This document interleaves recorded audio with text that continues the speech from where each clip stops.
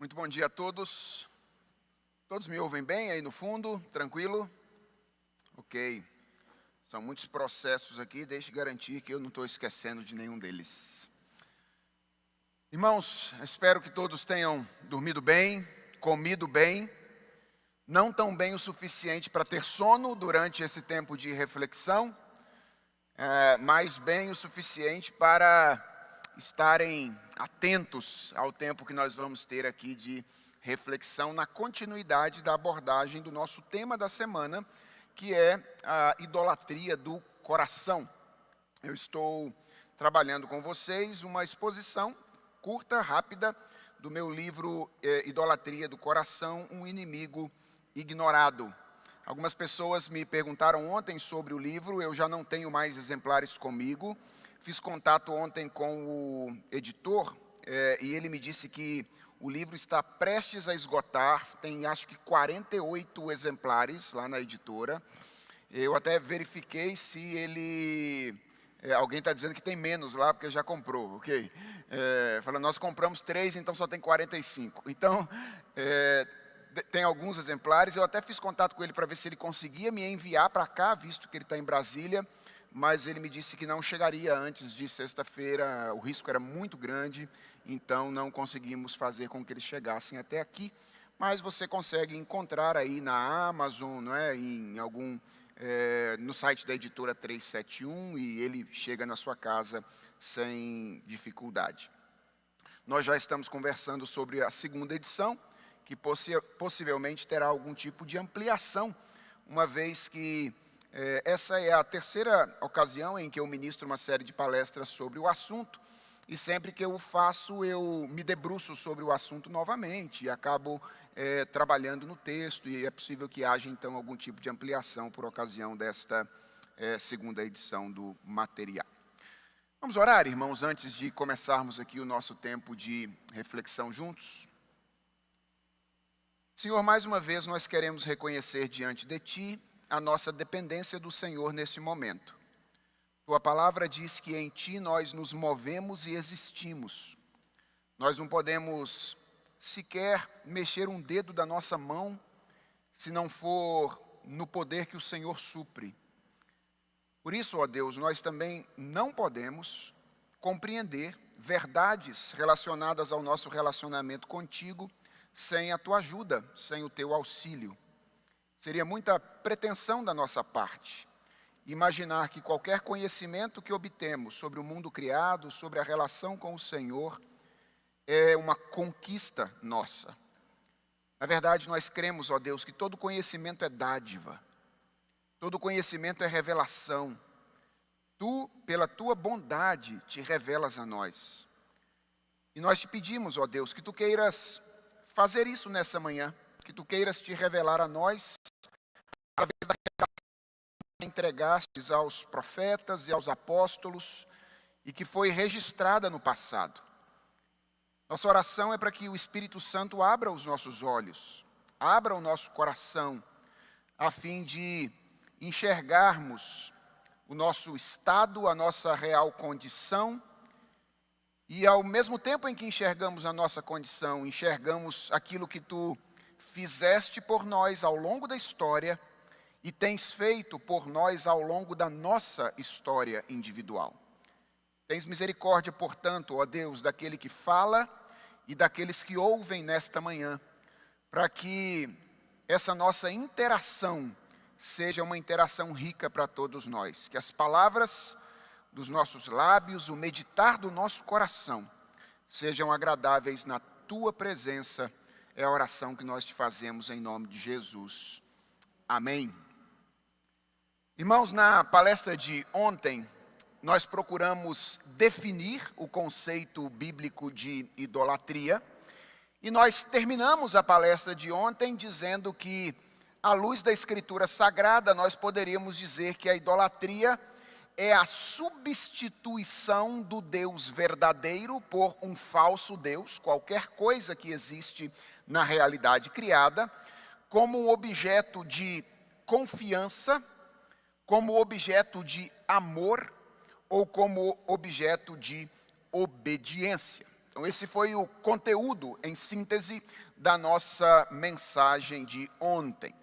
Nessa palestra, eu pretendo lidar com vocês com duas coisas, tentando aprofundar a nossa definição de idolatria. Lembra que nós temos um primeiro bloco de estudos que vai até a palestra de amanhã, cujo objetivo é compreensão. Nós queremos ter uma anatomia, desenhar de alguma forma o pecado da idolatria.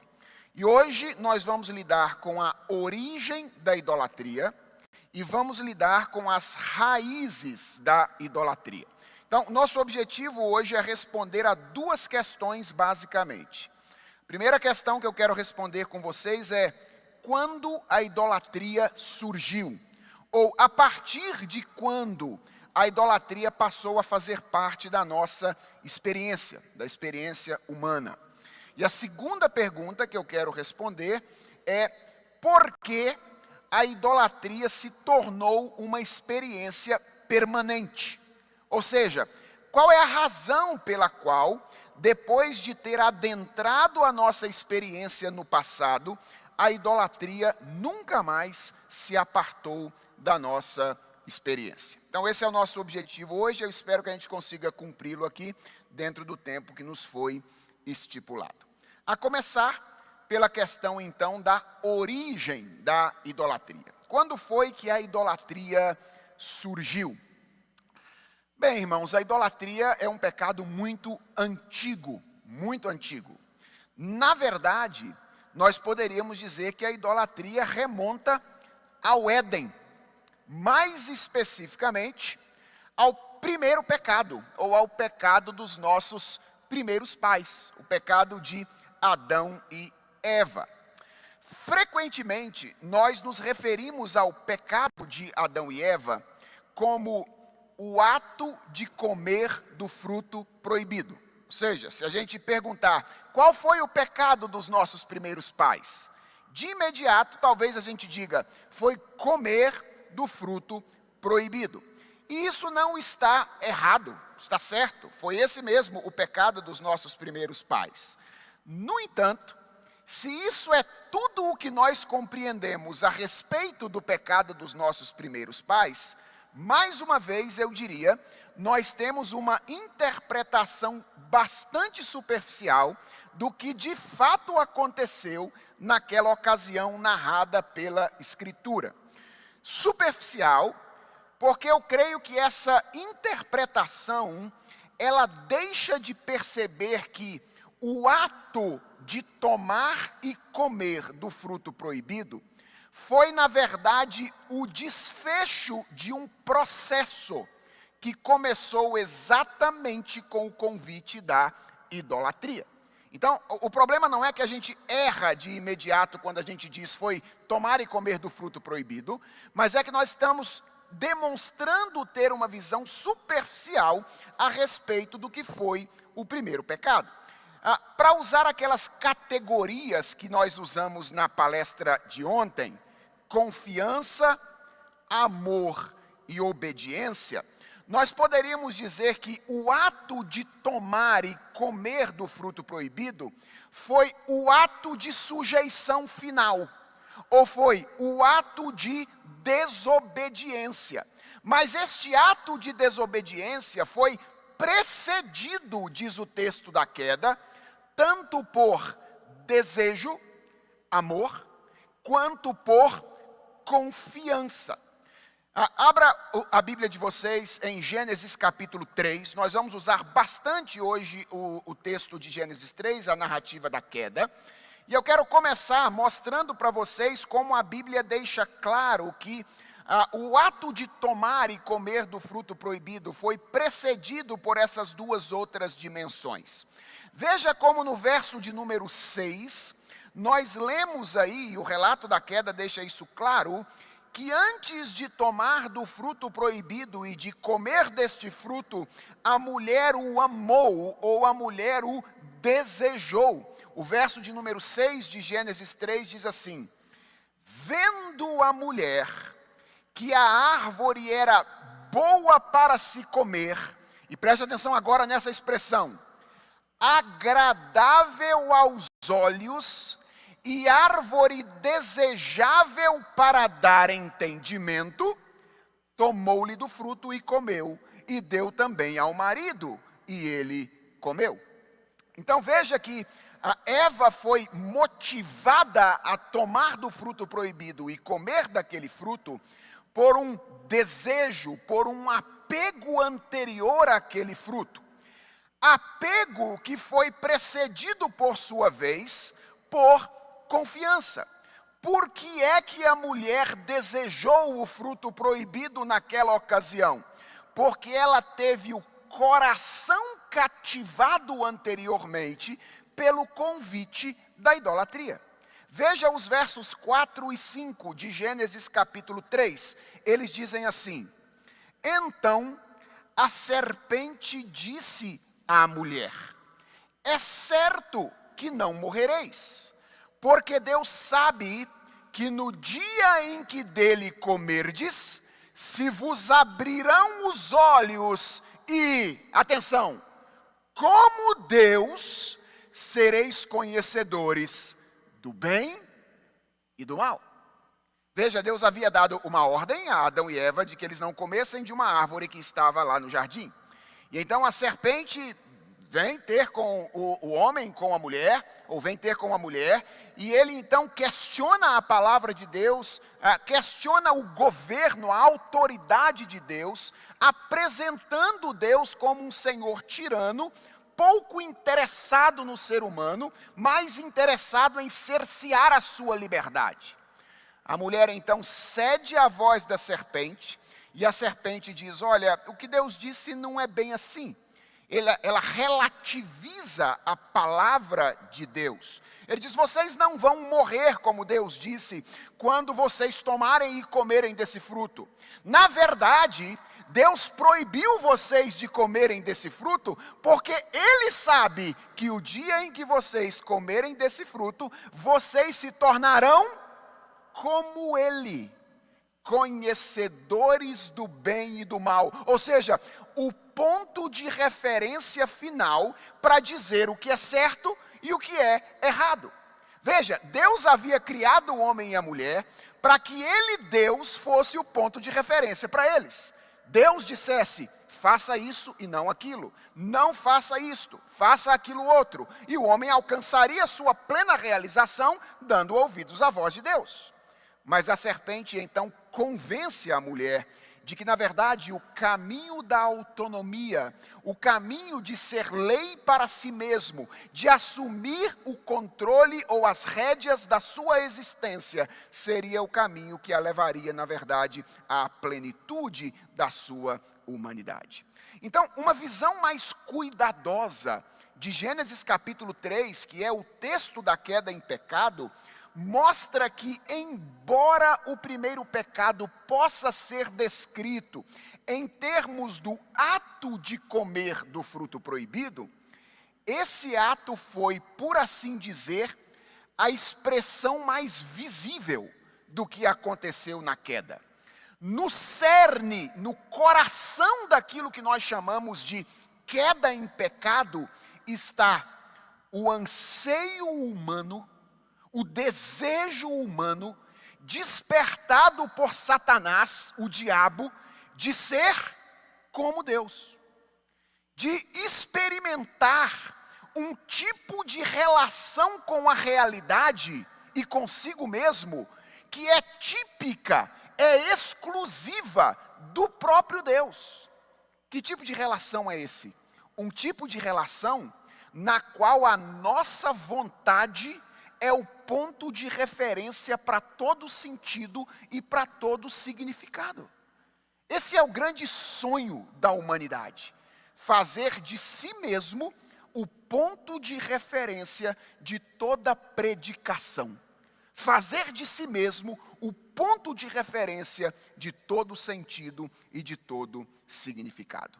E isto nada mais é do que idolatria. Então, o que nós aprendemos com Gênesis capítulo 3 é que a idolatria é tão antiga quanto o é o pecado. Na verdade, o primeiro pecado foi o pecado da idolatria. Mas o que eu quero que você perceba agora, depois de saber quando foi que a idolatria nasceu, é que tendo nascido no Éden, a idolatria não permaneceu no Éden. Ao invés disso, a idolatria tornou-se uma tendência permanente na história da humanidade. E o que eu pretendo fazer aqui, ainda nesse primeiro ponto, a respeito da origem da idolatria, é mostrar a vocês isso, como a idolatria permanece na experiência humana, olhando para alguns poucos acontecimentos narrados ainda nesses capítulos iniciais do livro de Gênesis. Eu poderia percorrer a Bíblia toda para mostrar a vocês como é que a idolatria se faz presente na humanidade, mas eu creio que basta considerar alguns poucos eventos na vida de Adão e Eva pós-queda e na vida dos primeiros descendentes de Adão e Eva, descritos aqui em Gênesis 4 e finalizando em Gênesis 11 com um episódio coletivo de idolatria, para que vocês percebam que essa tendência desgraçada de agirmos não como criaturas, mas como criadores, passou a fazer parte da nossa experiência depois da queda. Então eu quero apontar 4 episódios rapidamente aqui, que mostram como a idolatria agora está presente na vida humana depois do primeiro pecado. O primeiro episódio é aquele famoso episódio das folhas de figueira. A experiência mais imediata dos nossos primeiros pais depois da queda, qual foi? Qual foi a primeira experiência mais imediata dos nossos pais depois da queda? Foi a experiência de exposição. Essa foi a primeira experiência deles. Gênesis capítulo 3, verso de número 7, diz que depois que Adão e Eva comem do fruto proibido, eles percebem que estavam nus. Eles percebem que estavam nus. Atenção, irmãos, nudez aqui não é um conceito que se refere apenas à condição física deles, ok? Mas é uma imagem, é uma figura da condição espiritual deles. Nudez é a maneira como Moisés, o autor do Gênesis, fala aqui da condição de culpa, da consciência de culpa que toma conta dos nossos primeiros pais nessa ocasião. Fica imediatamente claro para eles, depois da queda, que eles já não desfrutam mais daquela santidade em que eles foram criados e que os fazia naturalmente aceitos e amados pelo Criador. O que nos interessa aqui é a maneira como eles reagem a essa percepção. O texto diz, ainda no verso 7, que quando eles percebem que eles estão nus, eles fazem o quê? Eles cosem algumas folhas de figueira. Eu não sei como é que eles tiveram coragem de fazer isso, porque uma vez eu encostei em umas folhas de figueira, pé de figo, e você sabe que o negócio coça, não é?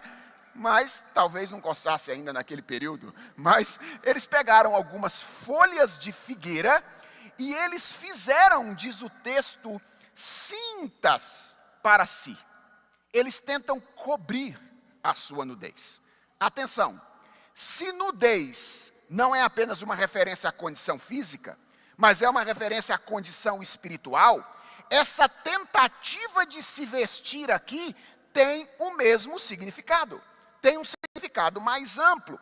O que está acontecendo aqui, irmãos, é que Adão e Eva estão tentando fazer mais do que escapar do frio, ok? Eles estão tentando por si mesmos, pelas suas próprias forças, cobrir a sua culpa, que era o que eles haviam percebido logo depois que comeram do fruto proibido. E isso aqui é a idolatria começando a colocar as suas garras de fora em forma daquilo que nós poderíamos chamar de autoafirmação. Autoafirmação. E até hoje, a idolatria se faz presente na nossa vida em termos de autoafirmação. Irmãos, vocês já perceberam como nós temos dificuldade de reconhecer a nossa insuficiência? Como nós temos dificuldade de reconhecer a necessidade que nós temos de receber ajuda para enfrentar determinadas situações? Quando a nossa necessidade fica exposta diante das pessoas, a resposta padrão que vem aos nossos lábios é: deixa que eu resolva os meus problemas. Não é assim que a gente fala? Isso é problema meu, deixa que eu vou resolver os meus problemas. Mesmo quando a gente tem a certeza de que a gente é incapaz e não vai conseguir resolver a situação. Nós preferimos viver de aparência diante das pessoas. Se o problema estivesse resolvido, a assumir a nossa incapacidade de solucionar e de para nos ajudar a resolver o problema que nós temos diante de nós. E a pergunta é: por que isso acontece? Vocês já pararam para perceber por que nós temos tanta dificuldade de reconhecer a nossa fragilidade e de pedir ajuda a outras pessoas? A razão é muito simples, irmãos. A razão é que uma vez que nós nos tornamos o nosso próprio Deus,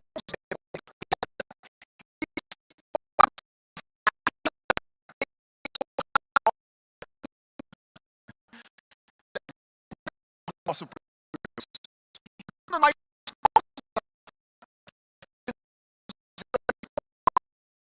ridículo em nós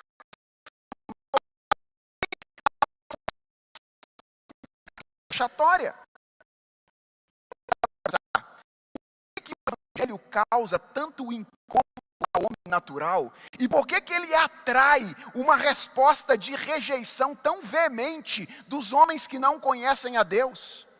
É que o evangelho, ele sepulta de uma vez por todas o nosso orgulho. Porque o que o evangelho diz? O que o evangelho diz é que você não precisa fazer nada para ser salvo. Na verdade, você não é salvo por alguma coisa que você faz. Você é salvo por algo que Deus faz. Na pessoa de Jesus Cristo. E aí você diz assim: mas pastor, a gente tem que crer, não é verdade? Sim, é verdade, nós temos que crer. Mas o que é que o apóstolo Paulo diz em Efésios capítulo 2, versos 8 e 9, a respeito da fé? Ele diz: porque pela graça sois salvos, mediante a fé. E isto o quê? A fé não vem de vós, é dom de Deus. Para quê? Para que ninguém se glorie. Para que ninguém possa dizer: eu fiz alguma coisa, eu tive a minha participação. Não, salvação é algo que Deus faz. E o evangelho, ele acaba com o nosso orgulho. A ponto do apóstolo Paulo, escrevendo aos Romanos no capítulo 3, depois de fazer a sua primeira apresentação do evangelho na epístola aos Romanos, dizer: onde, pois, a jactância? Ou seja, no modo como Deus organizou a salvação das pessoas. Que lugar, que espaço tem para a vanglória? Que espaço tem para o orgulho? E Paulo responde, ele diz: foi de todo excluída. Não há espaço para orgulho no evangelho. Não há espaço para alguém que olha para si mesmo como se fosse alguma coisa no evangelho. O evangelho esmaga o nosso orgulho, exigindo de nós exatamente aquilo que nós odiamos fazer. Que é o quê? Reconhecer que nada podemos fazer. Então, veja como a idolatria está presente aqui na vida dos nossos primeiros pais. Nessa tentativa inicial de, ao invés de reconhecer a sua fraqueza, fragilidade e situação, tentar resolver, cobrindo os problemas aparentes, o problema fundamental do coração naquela ocasião. E o texto de Gênesis capítulo 3 vai fazer uma revelação brilhante depois, porque o texto vai dizer que Deus mesmo tratará de desnudar os nossos primeiros pais novamente, para vesti-los Ele próprio com as roupas que Ele, Deus, vai fazer. Roupas, não de folhas de figueira, mas roupas de quê? De pele. O que significa isso? Que um animal foi morto. O sangue de um animal foi derramado. Para quê? Para que a vergonha e a exposição de Adão e Eva pudessem ser cobertos. O que nós temos aqui em Gênesis capítulo 3, a primeira proclamação pictórica do Evangelho da Escritura Sagrada. Deus mesmo mata e derrama o sangue de um animal para que o pecado dos nossos primeiros pais fosse coberto. Mas o que é importante perceber aqui é que imediatamente depois da queda, a idolatria dá suas caras na forma de autoafirmação. O segundo evento é o evento da transferência de responsabilidade, ainda em Gênesis capítulo 3. Gênesis 3 mostra que a queda não impacta apenas a relação do homem com Deus. É claro, esse é o primeiro relacionamento do homem que é impactado pela queda. E por causa do impacto nesta relação, os outros impactos acontecem. Mas o texto diz que a queda impacta também a relação do homem com o seu semelhante. Mais especificamente aqui, a relação entre o primeiro casal, Adão e Eva. E esse impacto pode ser muito claramente percebido na diferença entre as palavras que são ditas pelo homem em relação à sua mulher, antes e depois da queda. Vocês se lembram que quando Deus cria a mulher, lá em Gênesis capítulo 2, a partir do verso de número 18, nós temos a primeira ocasião em que o homem fala na história da Escritura. E o que nós temos ali é uma declaração de amor. Eu não sei, mulher, se o seu marido já falou essas palavras a você, já fez essa declaração. E eu não sei também como você se sentiria ao ouvir essas palavras se ele resolvesse dizer hoje. Mas a primeira declaração de amor da história é mais ou menos a seguinte: esta, afinal, é osso dos meus ossos e carne da minha carne. Chamar-se-á varoa, porquanto do varão foi tomada. Não parece muito romântico, não é? Não é verdade? Não parece uma declaração de amor tão romântica assim. Reparem nessas palavras de Adão.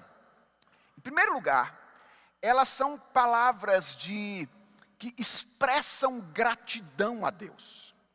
Ele havia olhado para toda a criação, não havia percebido na criação alguém que fosse idôneo a ele, idêntico a ele em termos de valor e de natureza. Deus então cria a mulher e agora ele está olhando para ela e dizendo: agora sim. É isso que ele está dizendo, agora sim, isso aí era exatamente o que eu precisava. Então há aqui primeiro palavras de reconhecimento e de gratidão a Deus. E há em segundo lugar palavras de reconhecimento da semelhança essencial que havia entre ele e a sua mulher. E o que eu quero que você perceba é isso, é que enquanto Deus está no trono, há espaço para o eu de ambos. O homem olha para sua mulher e ele diz: somos iguais, somos idênticos. Fomos criados complementares, temos um projeto comum. Essas são as palavras que são ditas por Adão quando ele recebe das mãos de Deus a sua mulher. Depois da queda, Adão fala a segunda vez a respeito de Eva. Mas as palavras que ele profere agora são completamente diferentes das palavras proferidas antes. Deus questiona o homem, dizendo: Adão, você comeu da árvore que eu te ordenei que não comesse. Estou lendo o verso de número 11. E aí então no verso de número 12 diz o homem: a mulher que tu me deste por esposa, ela me deu da árvore e eu comi. Vejam como essas palavras são palavras diferentes. Enquanto as primeiras palavras são palavras de apreço pelas ações de Deus, essas palavras revelam certa insatisfação e, num certo sentido, até certa responsabilização de Deus pelo que havia acontecido. O que Adão está dizendo é mais ou menos o seguinte: eu não fiz nada, quem fez foi essa mulher aí, e se por um acaso o senhor estiver insatisfeito em receber a culpa dela, pode pegar um pouquinho, porque o senhor fez e eu nem tinha pedido. É mais ou menos isso que Adão está dizendo aqui. Pode assumir um pouquinho da responsabilidade, porque eu não lembro de ter pedido ao senhor essa mulher, não. Foi o senhor que criou essa mulher para mim, antes mesmo de eu pedir. Está claro que alguma coisa aconteceu, não é? Antes, essa afinal é osso dos meus ossos, carne da minha carne. Agora é essa mulher que tu me deste por esposa. Ok? Veja a diferença e como ela revela agora ingratidão em relação aos atos de Deus. Mas o que mais me chama a atenção é que enquanto aquelas palavras anteriores expressam identificação, enquanto elas expressam complementariedade, essas palavras ditas depois da queda expressam concorrência. Concorrência. Com o homem no trono, já não existe mais espaço para convivência harmônica entre o eu de um e o eu de outro. Pelo contrário, o eu agora no trono precisa ser protegido, ainda que para isso o eu do outro precise ser exposto e sacrificado. Percebe como a idolatria está dando as caras aqui de novo? Eu agora tenho um outro Deus. O Deus anterior mantinha todas as coisas harmonicamente no seu lugar. O meu eu no lugar dele, o eu do outro no lugar dele. Mas agora o meu eu foi colocado no lugar daquele Deus. Eu dei ouvidos à voz de Satanás que disse: você vai ser como Deus. Agora eu me vejo na posição de Deus. E para proteger o meu Deus, que sou eu mesmo, se for necessário colocar em apuros aquela a quem Deus me fez para destinar o meu amor principal depois dele, eu estou disposto a fazer isso, porque eu preciso proteger o meu Senhor, que agora sou eu mesmo. É a idolatria novamente presente, agora dando as caras na forma da disposição de sacrificar o outro para proteger o eu. Terceira manifestação de idolatria aqui em Gênesis se encontra agora no capítulo 4. E nós temos essa manifestação nos primeiros descendentes de Adão e Eva. Não é muito difícil perceber como a idolatria acompanha os primeiros descendentes de Adão. Nós somos apresentados a eles aí a partir de Gênesis capítulo 4.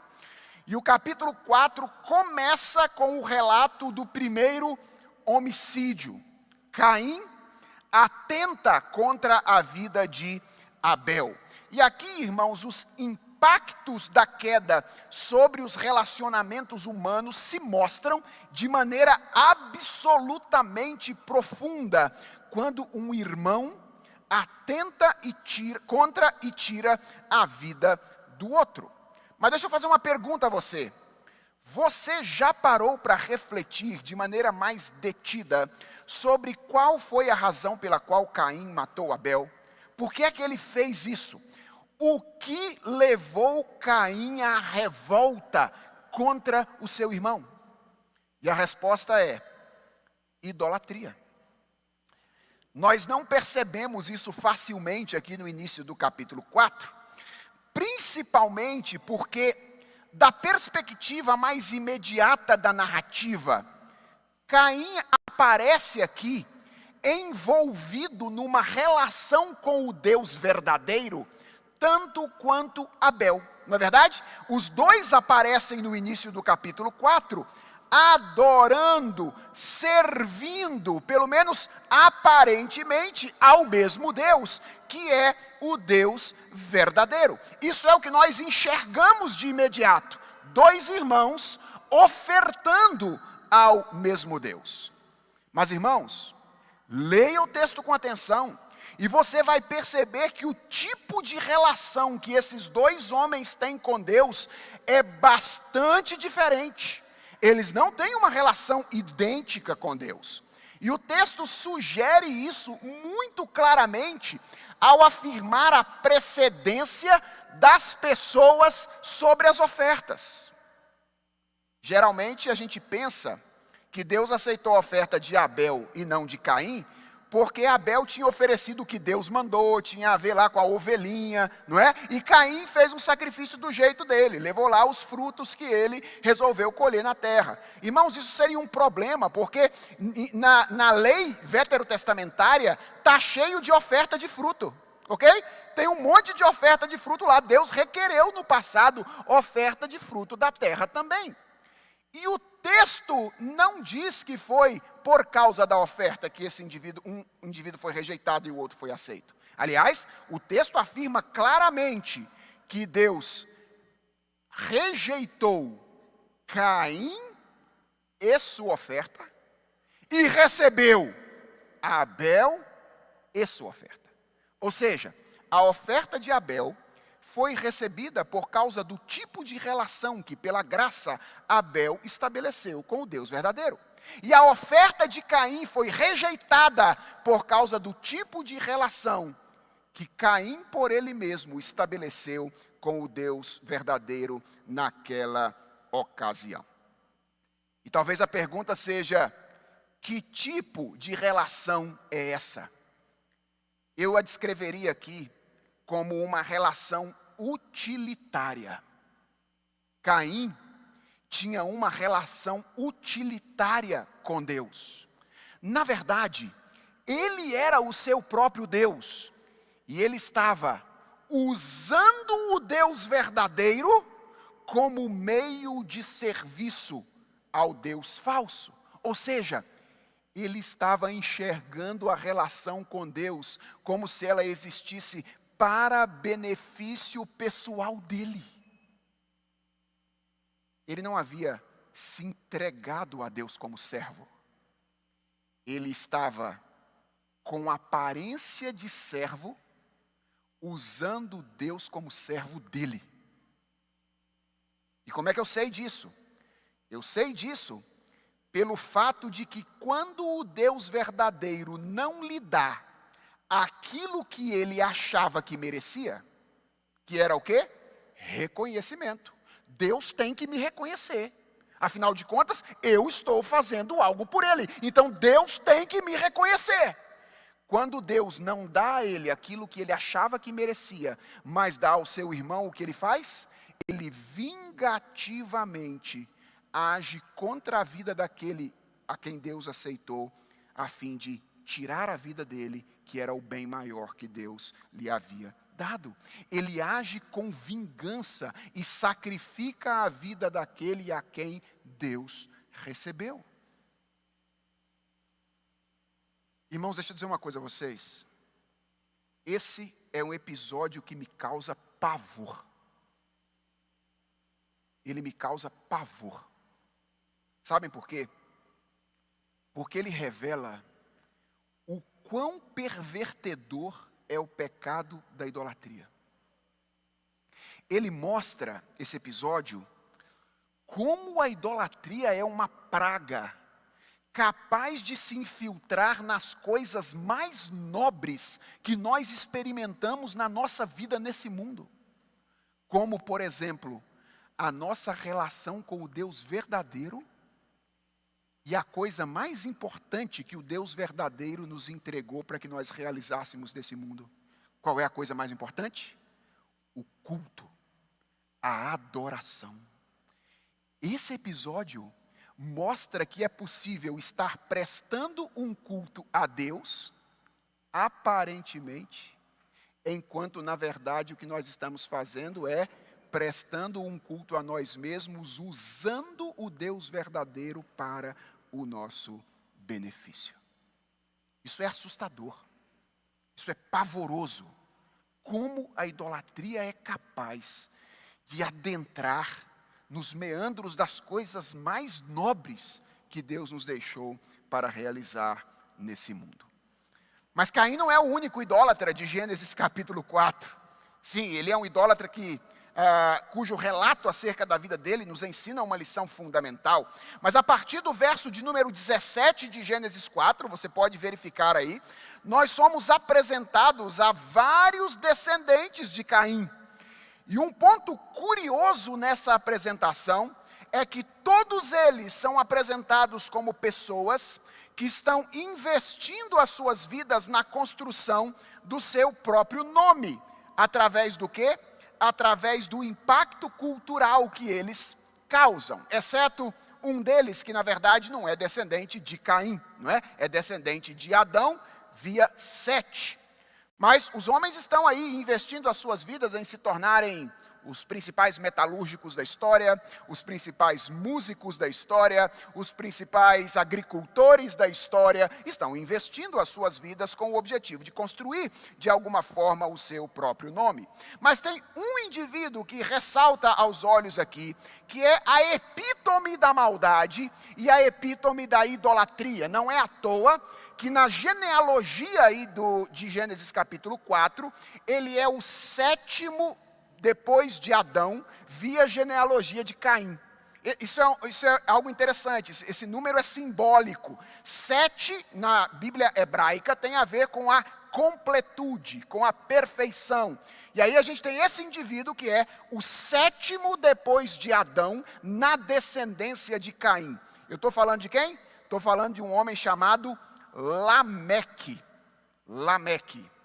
Um sujeito absolutamente desproporcional nos seus juízos. Veja aí o que diz o verso 23 do capítulo 4.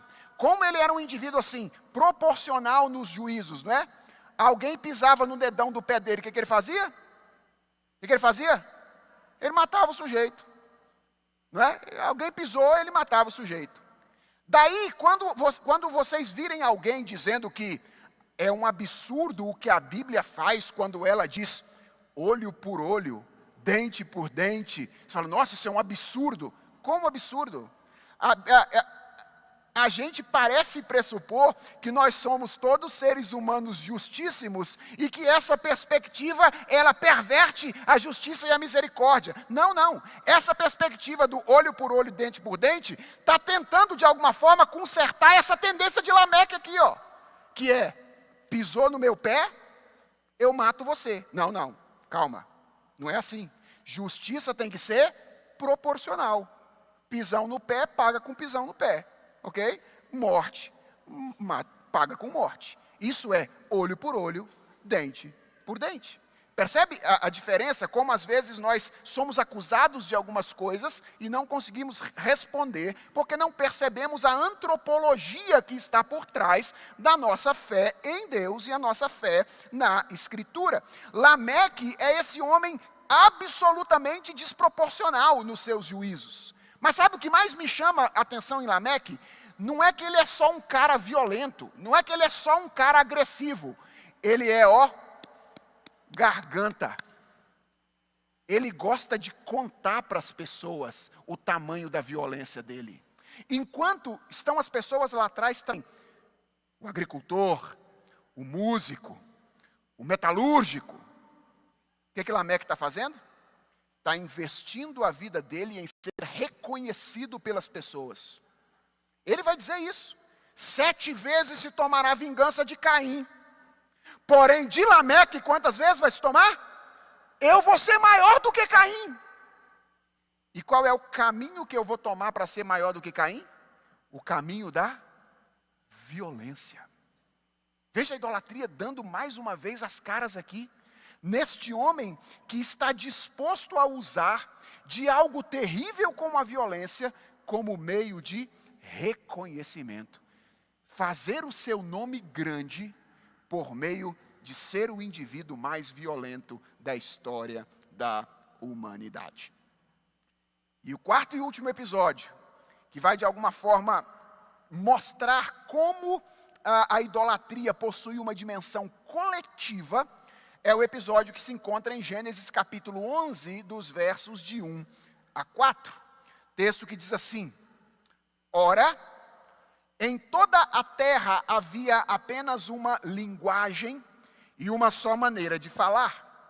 Sucedeu que, partindo eles do Oriente, deram com uma planície na terra de Sinar, e habitaram ali e disseram uns aos outros: Vinde, façamos tijolos e queimemo-los bem.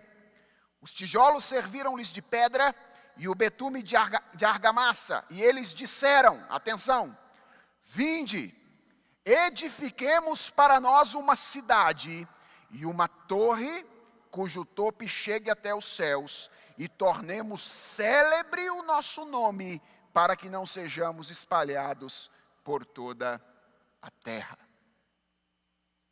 Antes de entrar nisso aqui, deixe-me mencionar algo que eu mencionei aqui de passagem, mas não esclareci para vocês. Eu disse que lá nas genealogias dos capítulos 4 e 5, existe um segundo personagem importante, e ele é importante por causa do contraste que ele estabelece com Lameque. Se existe o sétimo depois de Adão pela genealogia de Caim, existe o sétimo depois de Adão pela genealogia de Sete. E quem é esse indivíduo? É Enoque. Aquele homem que investiu a sua vida em fazer o quê? Andar com Deus. E Deus amou tanto o que Enoque fez, que pela graça concedida até no fato dele desejar fazer isso, andar com Deus, no meio de um tempo em que as pessoas estavam fazendo outras coisas. Estava todo mundo investindo a vida em fazer outras coisas. Mas Enoque entendeu, eu vou investir a minha vida em andar com Deus. E Deus teve tanto prazer na vida de Enoque, que Enoque foi um dos homens do Antigo Testamento que não conheceu a morte. Ou seja, assim como há uma linhagem marcada pela maldade que perpassa a história da humanidade, há uma linhagem marcada pela graça e pela misericórdia de Deus que perpassa esta humanidade também. A gente vai enxergar agora o desenvolvimento coletivo da linhagem de Caim aqui na Torre de Babel, em Gênesis 11, versos de 1 a 4. E esse episódio é interessante porque ele adiciona uma informação ao nosso conceito de idolatria aqui. Porque ele mostra que a idolatria não é um pecado exclusivamente individual. Até aqui nós estávamos tratando a idolatria apenas como pecados de indivíduos, pecados individuais. Mas aqui nós temos um grupo, uma sociedade, nós temos aqui um projeto civilizacional, que é um projeto idólatra. Um projeto idólatra. Homens se reunindo em torno de fazer grande o seu próprio nome, ao invés de fazer grande o nome de Deus. Perceba como as coisas estão invertidas aqui. Nós fomos criados para a glória de Deus. Nós fomos criados para que a beleza de Deus, a grandeza de Deus fosse vista através de nós. Mas o que o pecado fez conosco? Ele inverteu essa nossa motivação fundamental. E agora nós não estamos interessados mais na glória de Deus, nós estamos interessados na nossa própria glória. E o que a sociedade está fazendo hoje? Está construindo os seus projetos civilizacionais de autoafirmação, de autonomia, tentando sacudir os grilhões, não é? Sacudir as algemas, na linguagem do Salmo 2, de Deus e de seu Filho, que mantém a humanidade caminhando na direção correta. Eu não consigo ler Gênesis 11 sem me lembrar da filosofia da história do famoso bispo de Hipona, Agostinho. Agostinho, que dizia que a história humana é o desenrolar de um conflito entre duas cidades. A cidade de Deus e a cidade dos homens. Essa é a filosofia da história de Agostinho, não é? Tem um ponto de semelhança aqui com a filosofia da história mais comumente utilizada hoje em dia, que é a filosofia materialista histórica, o marxismo. Não tem? O marxismo diz que existe um conflito. E ele não está errado nisso. Existe um conflito mesmo. Só que o marxismo diz que o conflito é um conflito de natureza econômica. Aí ele errou. O conflito é um conflito de natureza espiritual. Há duas cidades que estão se desenvolvendo paralelamente ao longo da história. Duas cidades. Que são, na verdade, dois estilos de vida. Porque eles, inclusive, se desenvolvem, às vezes, nos mesmos espaços da vida social. Mas essas duas cidades são caracterizadas por dois diferentes amores, diria Agostinho. A cidade de Deus é caracterizada pelo amor a Deus, a caritas, a caridade. E a cidade dos homens, pela cupiditas, pela concupiscência, pelo amor a nós mesmos. Existem duas cidades se desenvolvendo e a Torre de Babel mostra isso muito claramente, esse esforço humano coletivo de se autoafirmar diante do senhorio do Senhor. Ou seja, irmãos, o que nós aprendemos aqui nesse primeiro movimento da palestra de hoje é que a idolatria é tão antiga quanto o pecado. Ela veio à existência por ocasião do primeiro pecado no Jardim do Éden. Ela, na verdade, foi o primeiro pecado. Todas as vezes em que você pensar na queda em pecado agora, pense na queda em termos de um redirecionamento religioso fundamental. O que a queda foi e o que ela fez? A queda consistiu em tirar do trono aquele que é o Senhor de todas as coisas, para substituí-lo por nós mesmos, pela humanidade. O homem substituindo Deus como centro da sua existência. Resta-nos responder então agora a segunda questão. Agora a gente já sabe que a idolatria nasceu e permaneceu. A pergunta é, por que ela é um pecado permanente? Por que é que a idolatria não nos abandonou depois do que aconteceu no Jardim do Éden? E eu vou dar a vocês a resposta, e depois eu vou apresentar 3 aspectos que eu acho que a gente precisa entender para compreender de maneira adequada a resposta que eu vou oferecer agora. A razão pela qual a idolatria é um pecado permanente é a seguinte: é que a queda, ela não eliminou o impulso adorador do homem. Ela o redirecionou a um objeto insuficiente da satisfação das suas necessidades. Eu vou repetir isso. Por que a idolatria é um pecado permanente? Porque a queda não eliminou o impulso adorador do ser humano. Nós continuamos sendo seres adoradores. Mas o que a queda fez? A queda redirecionou o nosso senso de adoração de um objeto suficiente da satisfação de nossas necessidades para um objeto insuficiente de satisfação das nossas necessidades. Bem, para a gente entender bem o que eu acabei de enunciar aqui, nós precisamos considerar 3 informações básicas que a Bíblia nos oferece sobre quem nós somos, ok? E aí a gente vai entender isso melhor. A primeira informação é que você é um ser criado. Eu não sei se você sabe disso, ok?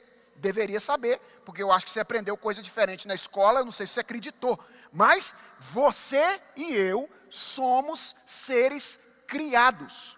Gênesis capítulo 1, verso 26 diz isso claramente, que nós surgimos enquanto um ato criacional de Deus.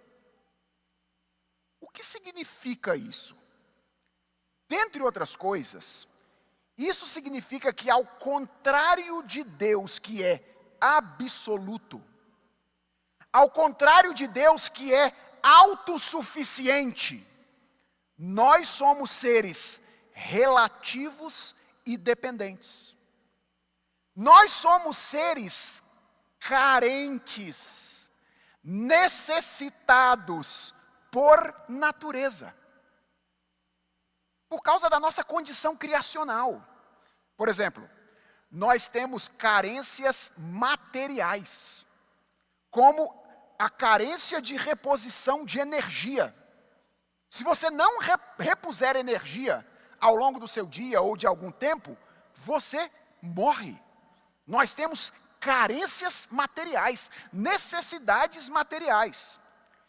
E assim como temos carências materiais, nós também temos carências espirituais. Porque nós somos seres espirituais. Por exemplo, nós temos a carência, a necessidade de sermos valorizados. Nós temos a carência, a necessidade de nos sentirmos seguros. Nós temos a carência, a necessidade de desfrutarmos de um propósito essencial, de termos um telos para a nossa vida, para a nossa existência no mundo. E às vezes, é interessante perceber como a Bíblia estabelece uma relação literária entre esses dois tipos de necessidades humanas.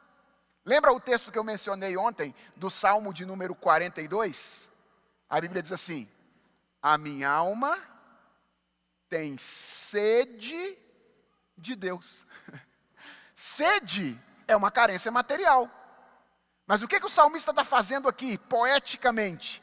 Estabelecendo uma relação entre carência material e carência espiritual.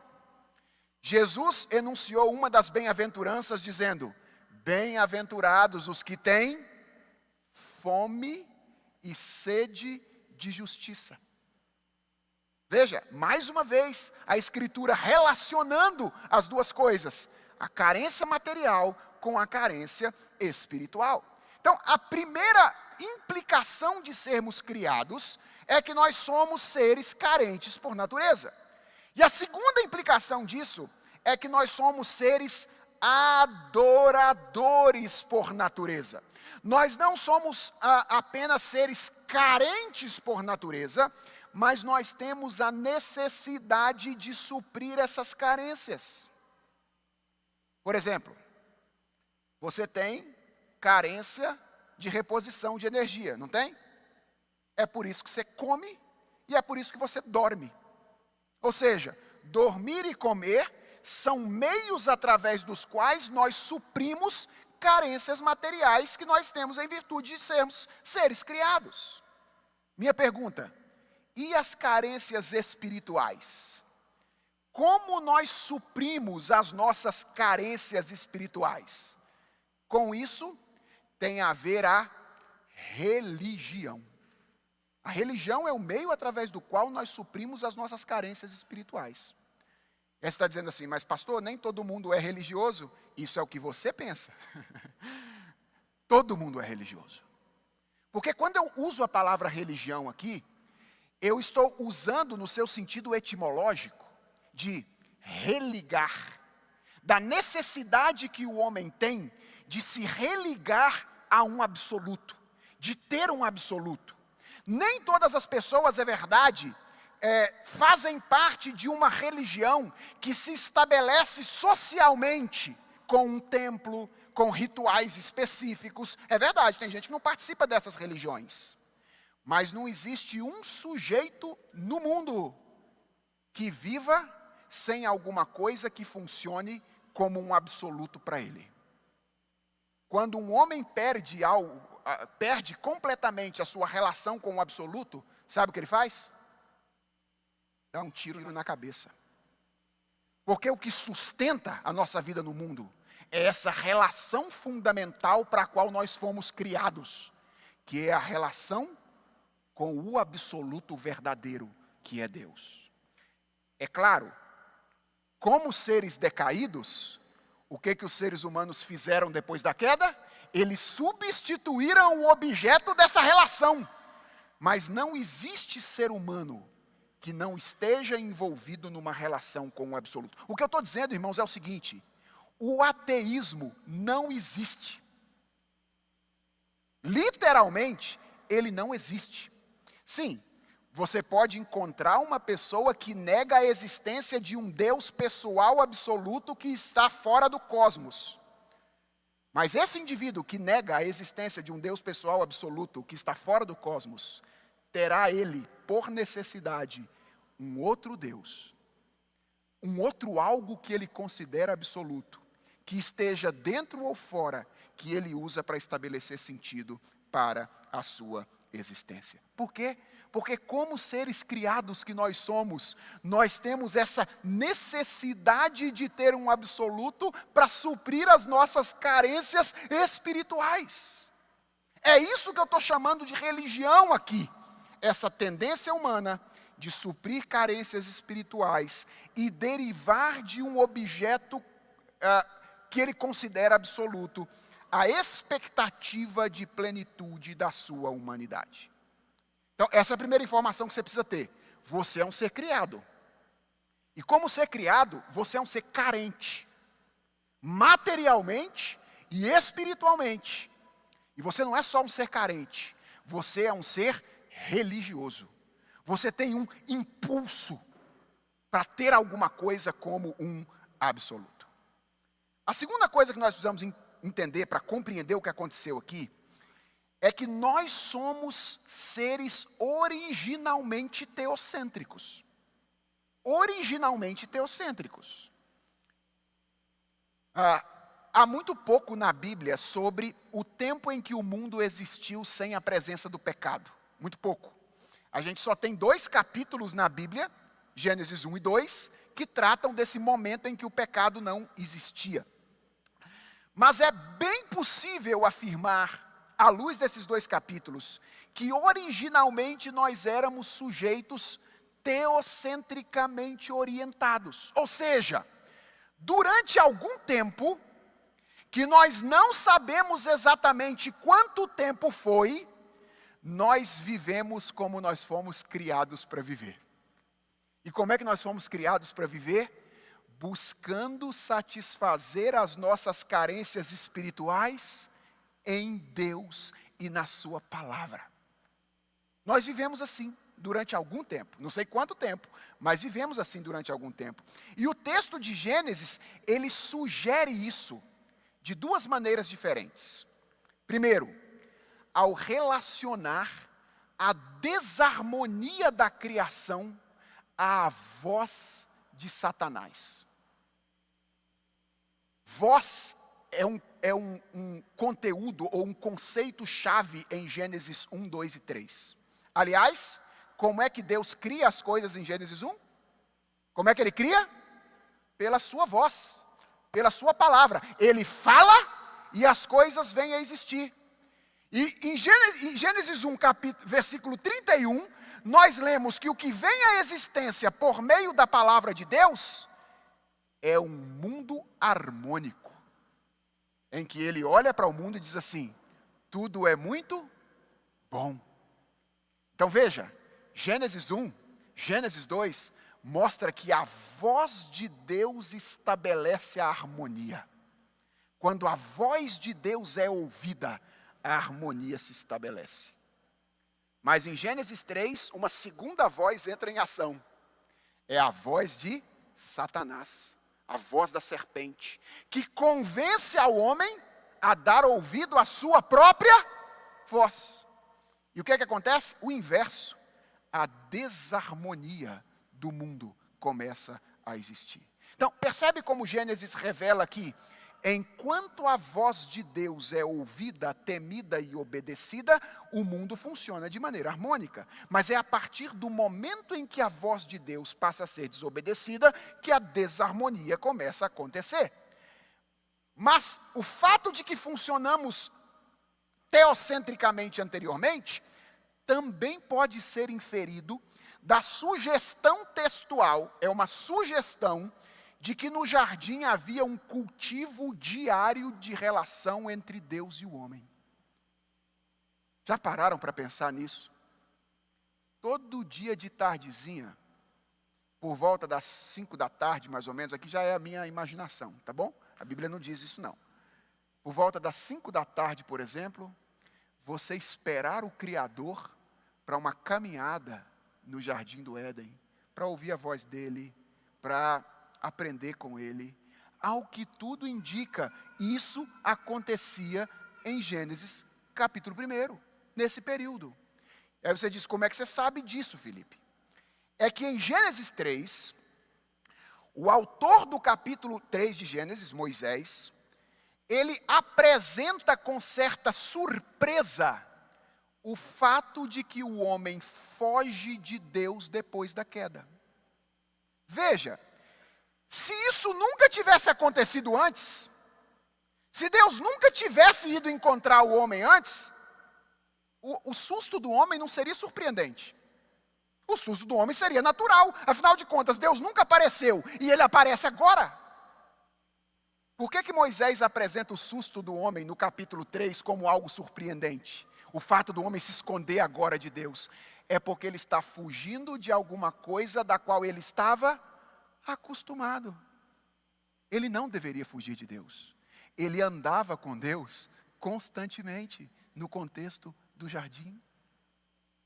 Ele tinha essa relação direta com Deus durante aquele período.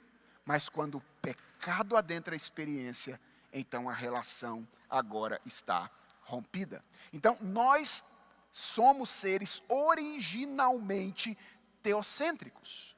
Nós fomos criados para, e durante algum tempo nós suprimos em Deus as nossas carências espirituais. Terceira e última informação para a gente encerrar a nossa mensagem desta manhã. Depois da queda, nós nos tornamos seres egocêntricos. Egocêntricos. O que a queda fez conosco, irmãos? A queda, ela redirecionou o nosso senso de adoração de Deus para nós mesmos. Tem um negócio que os adolescentes e jovens da minha igreja falam de vez em quando, que eu fico bravo com eles. Eles falam assim comigo: sabe como é, pastor? Eu estou tentando me encontrar. E aí eu olho para eles e falo assim: então para. Para. Por quê? Porque você não foi criado para encontrar você mesmo. Olha para a sua estrutura física. Qual é a única pessoa que você não vê aqui nesse ambiente agora? Qual é a única pessoa que você não vê? Não estou falando de Deus não, gente. Eu sei que Deus você não vê, Ele está aqui também. Mas estou falando de pessoa humana. Qual é a única pessoa humana que você não vê aqui dentro desse ambiente agora? Você mesmo. Por quê? Porque você não foi criado para encontrar você. Você foi criado para fora. Você não foi criado para dentro. Você foi criado para encontrar Deus e os outros. O dia que você encontrar Deus e os outros, você se encontra. Foi o pecado que tentou convencer você que ao invés de tentar encontrar Deus e os outros, você precisa tentar se encontrar. Você não foi criado para encontrar você mesmo. Você foi criado para encontrar Deus e os outros. Mas o pecado nos convenceu. Sabe como é, né, pastor? Se eu não pensar em mim, quem é que vai pensar? Já viram isso? Se eu não pensar em mim, né, pastor? Se eu não preocupar comigo mesmo, né? Vejam, irmãos, eu não estou dizendo com isso que nós devemos ser relaxados em relação a nós mesmos. Ok? Nós somos templo do Espírito Santo, criados à imagem de Deus, então nós devemos cuidar de nós mesmos também. Mas o que eu estou dizendo é que nosso amor final não deve ser destinado a nós mesmos. E foi o pecado que nos convenceu de que nós devemos destinar o nosso amor final a nós mesmos. A queda, esse é meu ponto, não eliminou o impulso religioso do ser humano. Nós continuamos seres carentes, continuamos tendo a necessidade de suprir essa carência, continuamos seres adoradores como éramos antes. Qual é a diferença? É que antes, nós tínhamos alguém do espaço exato, que preenchia o espaço exato das nossas carências. Deus, o absoluto, que é chamado pela Escritura daquele que é tudo em todos. Aquele que é origem, meio e fim de todas as coisas. E enquanto nós suprimos nele as nossas carências, A nossa vida harmonicamente funcionava porque ele dava conta de nos satisfazer em todas elas. Mas o que o pecado fez? Tirou Deus do lugar e botou lá um sujeito que é desse tamanho assim, ó. Não é grande como Deus. Colocou a gente, o relativo, colocou o dependente, colocou o que é insuficiente. E qual foi o resultado disso, irmãos? É que nós agora entramos num ciclo sem fim de tentativas de satisfazer as nossas necessidades espirituais através daquilo que na realidade criada nós acreditamos que pode satisfazer. Você entendeu o ponto? Por que a idolatria permaneceu na nossa vida? Porque lá atrás, na queda em pecado, nós tiramos Deus do lugar que ele ocupava e colocamos a gente. Qual é o problema? O problema é que a gente não dá conta de preencher o tamanho do vazio inteiro. E então a gente tem que agora ficar correndo atrás de outras coisas para botar no lugar, para ver se a gente consegue criar um mosaico todo remendado para dar conta da satisfação das nossas experiências materiais, das nossas experiências espirituais. Para usar aqui a linguagem usada pelo reformador João Calvino, a nossa mente se tornou uma perpétua fábrica de ídolos. Uma perpétua fábrica de ídolos. Deixa eu terminar usando uma metáfora bíblica que eu acho que nos ajuda bastante. Lembra do encontro de Jesus com a mulher samaritana? Lembra daquele encontro? Jesus, o mestre por excelência, usou uma metáfora belíssima para falar com ela da tentativa que ela tinha de suprir carências espirituais através de relacionamentos amorosos. Jesus disse assim: sabe qual é o seu problema? É que você tem uma sede gigantesca. E você está imaginando que relacionamentos afetivos vão matar a sua sede. O que você não sabe é que a sua sede é a sede de uma água diferente, que só eu posso dar a você. O dia que eu der a água para você, e você beber a água que eu te der, você nunca mais terá sede. Jesus não estava inventando uma metáfora nova, de certa forma. Ele estava tomando uma metáfora que já está lá em Jeremias, no capítulo 2, num texto com o qual eu quero encerrar a mensagem desta manhã. Quando Deus acusa o pecado de Israel através do profeta Jeremias, dizendo assim: espantai-vos disto, ó céus, e horrorizai-vos, ficai estupefados, diz o Senhor, porque 2 males cometeu o meu povo. Quais são esses males? A mim me deixaram o manancial de águas vivas e cavaram cisternas rotas que não retém as águas. Isso é idolatria. Deus é a fonte de água viva. É nele que a gente sacia as nossas carências espirituais. Mas a queda tirou Deus do trono e nos colocou no trono. E agora nós nos tornamos meninos, correndo de um lado para o outro, tentando tapar os buracos que ficaram, porque quem está lá agora já não é capaz de preencher mais o tamanho do vazio que habita o nosso coração. E a questão é que quando a gente joga as águas nas cisternas, ela vai embora. Parece que ela vai ficar lá por algum tempinho, mas é só uma questão de tempo. E a água some de novo. E a gente entra nesse círculo vicioso de tentar preencher o coração com coisas que jamais satisfarão a nossa existência. Como é que isso funciona na nossa vida prática? Não é? Como é que isso funciona na nossa vida? E quais são os efeitos da idolatria? Esse é o assunto de amanhã. Se Deus quiser, amanhã nós vamos ver como é que isso funciona na nossa vida de maneira prática e quais são os efeitos da idolatria. Vamos orar ao Senhor e pedir a Deus graça para refletir sobre esse assunto que vimos hoje. Senhor, aprofundando o nosso entendimento da Tua palavra nessa manhã, nós começamos a compreender melhor o tamanho do buraco no qual nós nos colocamos por ocasião da queda em pecado. Tu nos criaste para Ti, para em Ti matarmos a nossa sede, de tudo aquilo que precisamos, de segurança, de reconhecimento, de propósito. Mas um dia nós acreditamos na mentira de que nós não precisávamos do Senhor. Acreditamos que nós seríamos capazes de viver de maneira autônoma. E temos experimentado isso ao longo da nossa vida. Porque embora nós já sejamos salvos pelo Senhor, o Senhor já tem trabalhado no nosso coração, nós vivemos em uma cultura idólatra, as forças de resistência do pecado ainda estão no nosso coração, tentando fincar a bandeira da autonomia.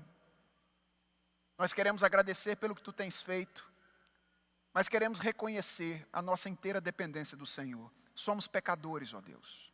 Somos pecadores. Na verdade, o pecado não é algo que nós cometemos apenas. É, de certa forma, a nossa condição.